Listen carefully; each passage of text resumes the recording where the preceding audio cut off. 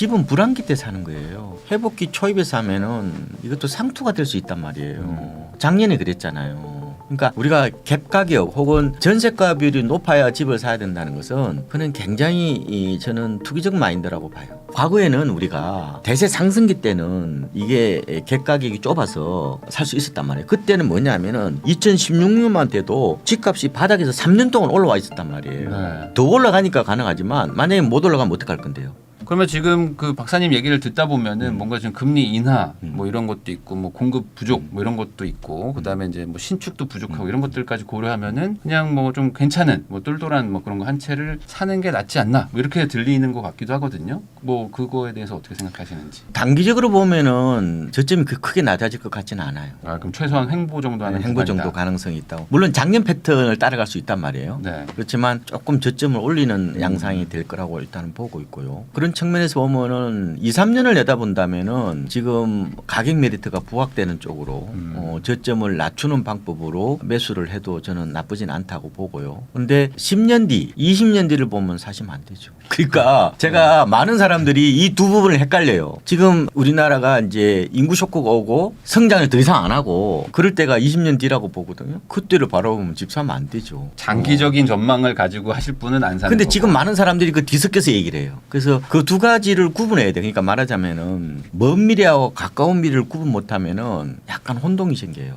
그러니까 20년 뒤 혹은 10년 뒤 미래와 2, 3년 뒤 미래를 좀 구분해서 접근을 하셔야 되고 저는 집을 사라고 강요한 적도 없고요. 앞으로도 강요할 생각이 없어요. 그거는 본인의 선택이고 안 사셔도 돼. 왜 집을 왜 사는데요? 뭐 마이홈 때문에? 요새 마이홈은 별로 없다고 봐요, 솔직히. 거의 90% 이상이 재테크 목적으로 사시는 거잖아.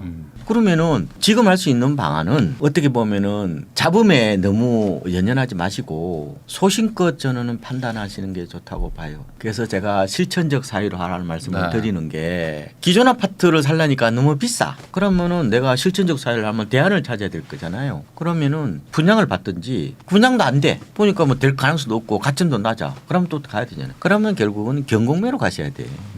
그러니까 내가 마음에 안 들면은 네. 대안을 찾고 부지런하게 움직이는 게 중요한 거지. 우리가 작년에 사실상 서울 수도권 사람들이 그런 기회를 놓쳤기 때문에 그때로 되도록 할 수는 없잖아요. 그러면은 지금 사는 것은 상당 부분이 지금 애매하단 말이에요. 지금 네. 계륵 같단 말이에요. 계륵 네. 같다고. 그러면은 이런 상황에서 나의 진짜 현명한 선택이 뭐냐는 거예요. 뭐냐는 거예요. 내가 만약에 현장에 가서 고점 대비해서 가령 서울 뭐 이게 인기지가 한 20% 나머지 지가 한 30% 정도 떨어진 게 있어. 그럼 사시는 거지. 아니다. 그러면 안 사셔도 돼요.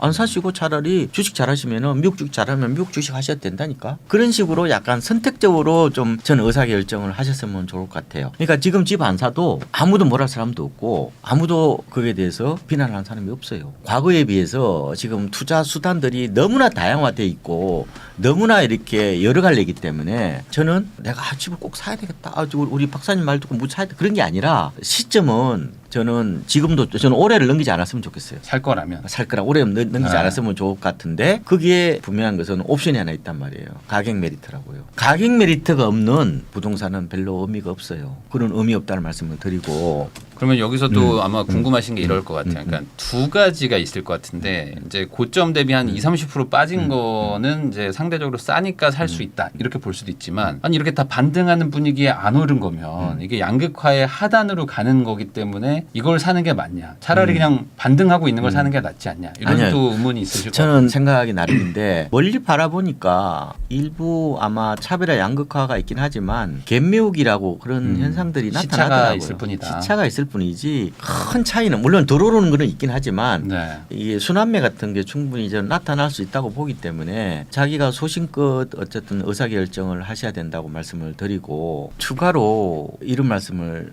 드리고 싶어요. 네. 너무 평론가식으로 제가 시장을 보지 말라고 그랬잖아요. 네. 그러니까 집은 불안기 때 사는 거예요. 회복기 때 사면요. 회복기 초입에 사면은 이것도 상투가 될 수 있단 말이에요. 작년에 그랬잖아요. 그래서 우리가 흔히 말하면은 무릎에 사서 어깨에 팔라는 거는 이 주식 용어인데 네. 지금처럼 크게 성장하지 못하는 세상에서는 이걸 안 맞을 수 있어요. 오히려 무릎에 사면 상투가 될 수 있단 말이에요. 네.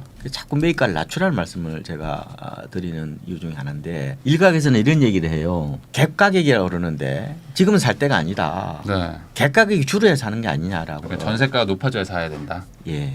과거 이제 2016년에 이른바 70% 넘을 때 그때를 자꾸 떠올리는 것 기다려라. 같은데요. 저는 굉장히 그거는 위험한 단타 마인드라고 봅니다. 우리가 지난 상승기 때 무려 9년 동안 올랐잖아요. 네. 그때는 2016년에 서울의 전세가율이 75% 넘었을 때 사도 충분히 먹었어요. 지금 그런 건 안 올 것 같은데요. 그러니까 뭐냐면은 많이 올라서 사면은 이게 오히려 더 나중에 엑시트하기도 어렵고 자본이득도 뭐 저는 크다고 보장을 못 한다고 봐요. 그러니까 우리가 갭 가격 혹은 전세가 비율이 높아야 집을 사야 된다는 것은 그는 굉장히 저는 투기적 마인드라고 봐요. 근데 이제 왜냐하면은 네. 이게 과거 시장하고 다르거든. 과거에는 우리가 대세 상승기 때는 이게 갭 가격이 좁아서 살 수 있었단 말이에요. 그때는 뭐냐면은 2016년만 돼도 집값이 바닥에서 3년 동안 올라와 있었단 말이에요. 네. 더 올라가니까 가능하지만 만약에 못 올라가면 어떡할 건데요. 만약에 이게 지금 앞으로 10년 정도 지나면은 어떻게 보면은 지방부터 인구 쇼크가 올 건데 수요가 줄어들 수 있는데 그러면 그 중턱에 사가지고 그러면 조금 더 먹고 나온다는 마인드가 갭 가격 투자 마인드잖아요. 네.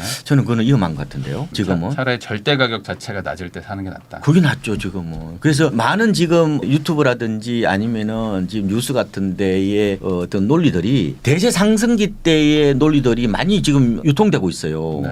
저는 그거는 좀 위험할 것 같다. 그래서 지금은 너무 많이 생각하면 오히려 머리 아파서 아무것도 못해요. 그러니까 필요하면 사라. 필요하면 사야지 산다는 생각을 하시고 네. 그것도 있잖아요. 뭐 살도 살 수도 없고 현실적으로 그리고 또 결혼하신 분은 또 부부끼리 또 의견이 맞아야 되고 네. 또 싱글인 분들은 굳이 뭐로서 나는 다른데 주식이나 이런 거에서 더 코인에서 차라리 돈도 많이 버는데 뭐하러 하냐 이러면 안 사셔도 된단 말이에요. 네. 그래서 저는 제가 집을 사라고 강요하는 것도 아니고 그리고 떠밀고 싶지는 않은데 다만 내가 집을 꼭 사야 되겠다면은 너무 책상 앞에서 유튜브 보면서 담론에 빠지지 마시고 매입가를 낮추는 데 초점을 맞춰야 된다. 지금은 여러 변수들이 있지만 뭐 많잖아요. 그동안에는 수요 사이드를 많이 봤거든. 대출, PIR, 네. 뭐 그다음에 금리 이런 거 많이 봤잖아요.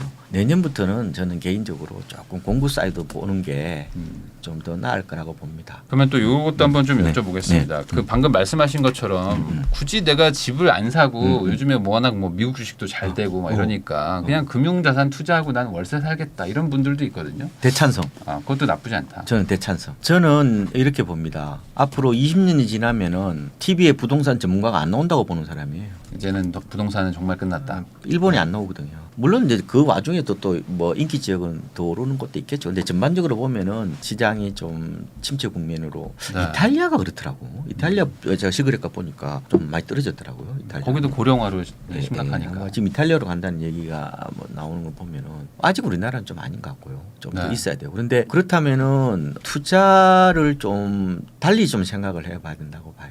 지금은 뭐 어쩌면 내 집 마련이 하나의 삶의 어떻게 보면은 통과 의례 같은 거였잖아요. 네. 그 반드시 그렇게 안 하셔도 돼요. 그건 안 하셔도 되고 지금 트렌드는 어디로 가고 있냐면은 이렇게 보시면 돼요. 이 세 가지인데요. 부동산에서 금융으로, 그다음에 로컬에서 글로벌로, 그다음에 대면에서 비대면으로 가는 거예요. 이 3대 트렌드라고 저는 얘기합니다. 네.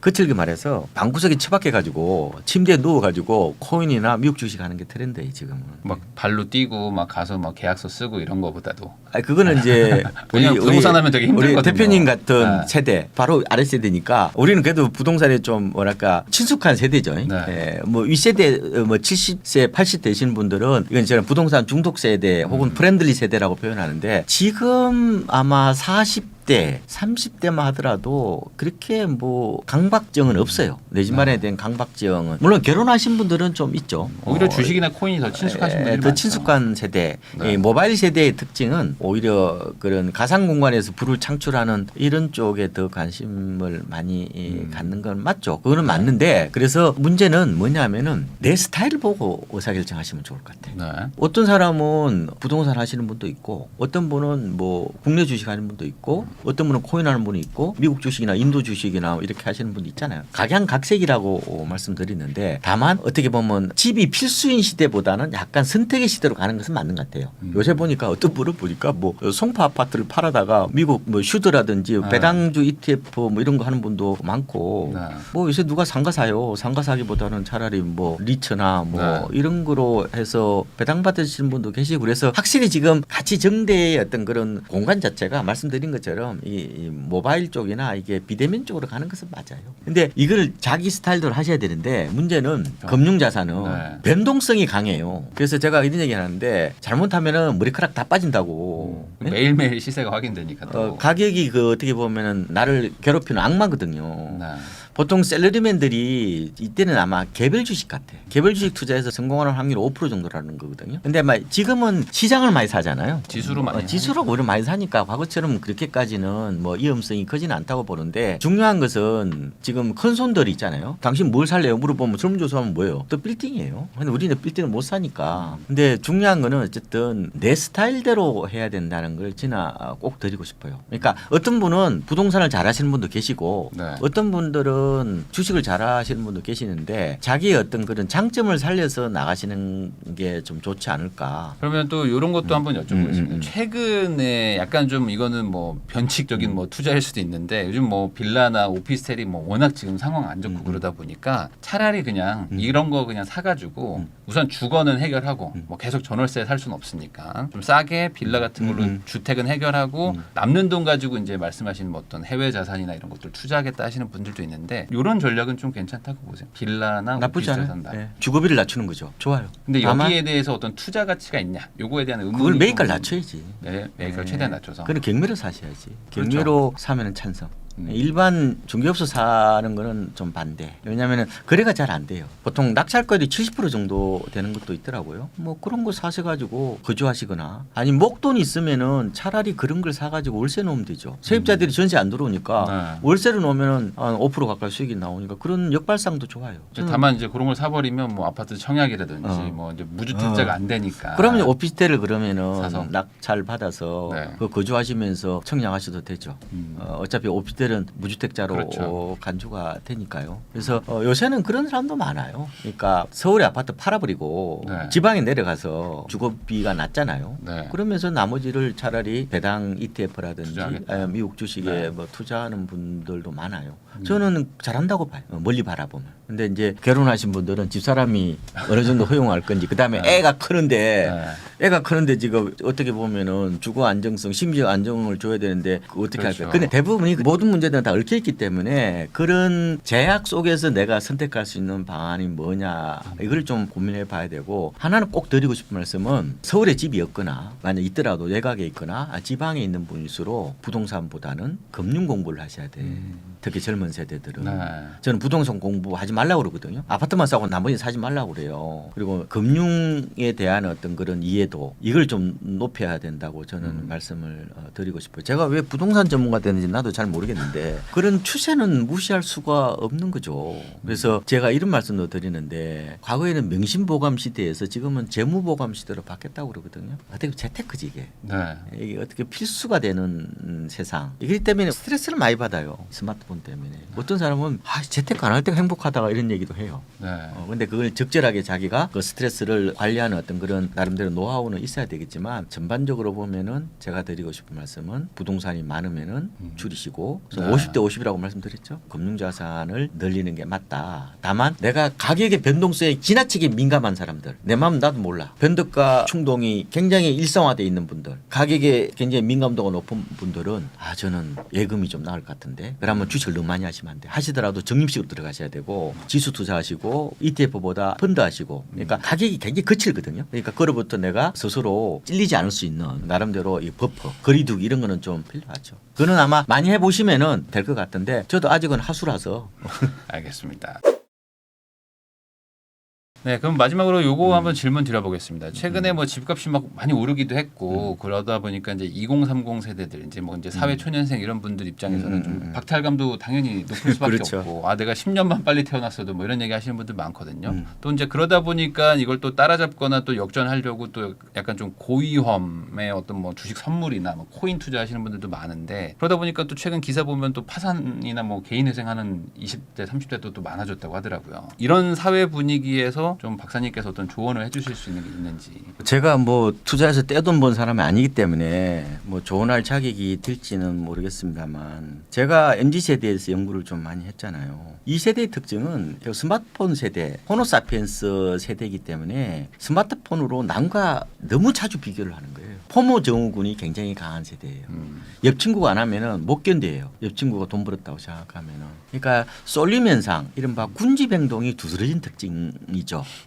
그러다 보니까 결국은 2021년에 우리가 103만 명의 무주택자들이 상투를 잡았고 작년에도 MZ세대가 많이 샀죠. 7, 8월에 많이 샀단 말이에요. 그래서 이런 포모 증후군으로부터 조금 벗어날 수 있는 나름대로 좀 냉철한 삶을 좀 멀리 관조한다고 그러거든요. 뭐 그런 지혜도 좀 필요할 것 같고 좀 비교심을 좀 버려야 된다. 너무 심해요. 이게. 그리고 이게 밈 투자라고 그러잖아요. 너무 유행을 많이 타요. 그러다 보니까. 네. 그런 것들은 좀 조심을 하시는 게 좋을 것 같다 말씀을 드리고 조금은 친구가 특히 집 산다고 그러면 좀 조심하셔야 돼요. 어떤 의미에서? 그게 상투야 보통. 그러니까 친구가 집 안 살 때 집을 사셔야 된다니까. 친구들이 집은, 말릴 때. 집은 불안기 때 사셔야 되는데 네. 회복 초입에 사면 상투라고 그랬잖아요. 네. 그런 측면. 그러니까 너무 친구들하고 수평 비교를 하면서 그를 통해서 행동을 하려는 그거는 진짜 위험해요. 저는 뭐 테슬라를 사거나 아니면은 뭐 엔비디아를 사거나 그런 것들은 친구들 사니까 뭐 어느 정도 저는 인정. 부동산은 반대. 부동산은 친구 따라 사면 안 돼. 아무도 안 살 때 사. 아무도 안 살 때 사야 되고. 네. 그리고 두 번째 제가 하나 꼭 드리고 싶은 말씀은 수익은 고통의 이자료거든요. 내가 어떻게 보면은 투자를 하더라도 밤잠을 설치면서까지 하는 거는 반대. 생명 단축형 투자는 반대. 차곡차곡 쌓아나간다는 생각이 저는 좋아요. 물론 답답한 거 압니다. 어차피 뭐 노동소득을 통해서 기성세대 100을 넘기는 어렵고. 그런데 그만큼 파멸로 가기 쉬워요. 그러니까 대부분이 망하는 케이스가 보면은 지수 투자는 안 망하거든요. 근데 네. 보통 선물 옵션을 가서 거의 다 망해요. 막판에. 그래서 하시더라도 조금은 공부를 많이 하고 내 금융 지능과 내 금융 지식 수준에 맞게끔 투자하는 게 좋아요. 그냥 아무것도 모르면 그냥 저는 그냥 S&P나 그냥 나스닥 정도만 하시는 게 좋을 것 같다. 그걸 또 ETF 업무 중에 하다가 들키지 말고 펀드 드는 게 저는 좋겠다는 생각이 들어요. 사람마다 좀 다를 수는 있는데. 이게 결국에 네. 이게 빨리 가려고 하는 마음이 어찌 보면 아까 말씀하신 어떤 비교심에서도 나오는 것 같기도 그렇죠. 하고 비교를 하니까 빨리 가고 싶어져. 네, 그렇죠. 이게 조급증이죠, 결국은. 일종의 조급증이 이제 이게 심해지면 이게 도박적 투자가 나오는 거거든요. 투기는 괜찮아요. 투기는 나쁜 뜻이 아니에요. 역발상으로 유혈이 낭자할 때 그때 나홀로 어떻게 용감하게 시장에 뛰어드는 거는 투기거든요. 투기는 우리가 범죄하고 자꾸 헷갈려서 그러는데 투기는 그렇게 나쁜 뜻은 죄가 아니에요. 아니죠. 네. 모험적 투자를 투기라고 얘기를 하는 건데 근데 그럴 때가 있어요. 무조건 되고 도박식으로 투자하는 거는 저는 반대라고 봐요. 그러니까 우리가 이렇게 보면 되는데 보통 사회 초년생들이 보통 보면은 투자해서 돈을 따요. 네. 이게 이제 소유자의 행운이라고 그러잖아요. 네. 금액을 자꾸 늘리는데 결국은 이 한꺼번에 터지는 거거든요. 그래서 300만 원 벌었다가 600만 원 벌었다가 700만 원 벌었다가 한꺼번에 3천만 원 터지는 거거든요. 이런 경우가 대부분입니다. 네. 제가 보면. 그런데 금액이 늘어날수록 저는 더 포트폴리오를 짜야 되고 더 안전하게 가야 된다고 보는 게 제가 드리고 싶은 두 번째 말씀이에요. 만약에 정 대표님이 200만 원 갖고 투자한다고 생각해 봐요. 다 날렸어. 그럼 어떻게 돼요? 다음 날 월급 받으면 회복이 되죠. 2천만 원은 만약에 다 날렸어. 네, 좀 회복하는데 좀 시간이 걸리겠죠. 1년 걸리죠. 1년. 2억 날리면 뭐 몇십 년 걸렸죠. 2억은 10년 잡아야 됐거든요. 젊은 세대들. 아니 만약에 내가 운이 좋아서 20억을 갖고 있었어. 네. 20억을 만약에 회복하려면 평생 못 할 수도 있다고요. 그래서 우리가 쌈짓돈 투자하듯이 이게 만약에 투자의 정석이라고 생각하면 안 돼. 이거 쌈짓돈일수록 뭐예요? 도박성이 강하거든요. 네. 우리 로또 같은 걸 막 하잖아요. 그냥 뭐 2,000원, 3,000원 하니까. 근데 금액이 커지면은 훨씬 더 보수적으로 짜야 돼요. 포트폴리오를 짜야 돼요. 네. 그래서 여러분들이 아마 지금 사회 초년생 분들은 별로 안 들으실 것 같고 아마 방송 들으신 분이 한 30대, 40대 네, 분들이죠. 뭐, 네. 재산이 조금 되실 겁니다. 아마 적어도 1억에서 한 3, 4억 정도 되시면은 그 투자는 좀 더 잃지 않는다는 전제를 깔고 투자하시는 게 저는 좋다고 보고 가장 중요한 거는 이 안정된 좀 쌓아나가기 방식 이게 이제 석탑 쌓기라고 얘기를 하거든요. 저는 그게 더 좋은 거고 잘못하면은 태풍 불면은 그나마 쌓아놨던 거 다 말아먹습니다. 그래서 저도 답답할 것 같아. 그리고 누구나 다 조급증이 날 것 같고 한 방 진짜 해서 팔자를 바꾸고 싶어. 그래서 빨리 빠이 하고 싶은 거는 맞는 거. 저도 뭐 빠이 하고 싶은데 똑같아요. 그거는 똑같은 건데 아무리 조급증이 생긴다고 하더라도 조금은 포트폴리오를 짜시고 내가 어떤 한 분야에 투자를 했잖아요. 요게 망하더라도 내 삶이 거들나면 안 돼요. 몰빵은 진짜 위험한 거라고 말씀을 드리고 싶고 그래서 제가 꼭 이 말씀을 드리고 싶어. 투자하고요 도박을 구분하지 못하면은 인생이 거들납니다. 제발 내가 하는 게 투자인지 도박인지를 생각하고 움직이라는 말씀을 드리고 싶어요.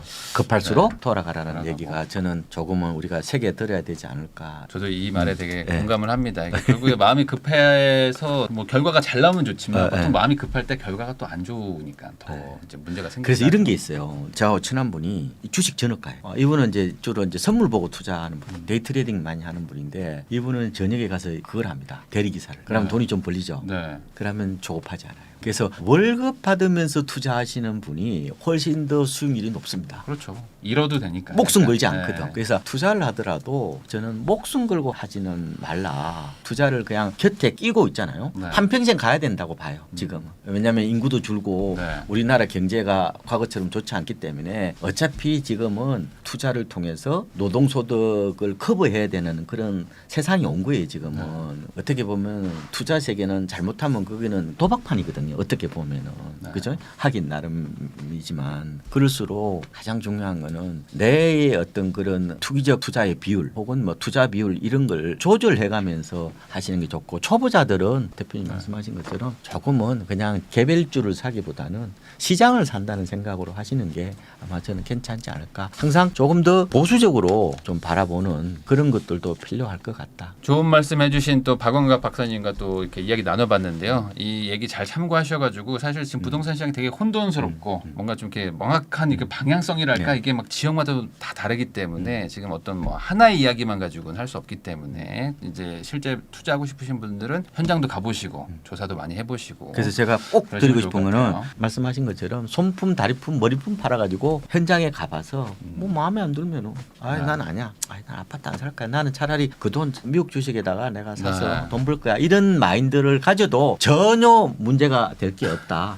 지금은 각자 도생 시대다 이런 말씀을 드립니다. 네. 다시 한번 귀한 시간 내주셔서 시청해 주셔서 감사하다는 말씀 전하면서 저도 박사님하고 인사 나누도록 하겠습니다. 박사님 오늘 나와주셔서 감사드립니다. 네, 고맙습니다.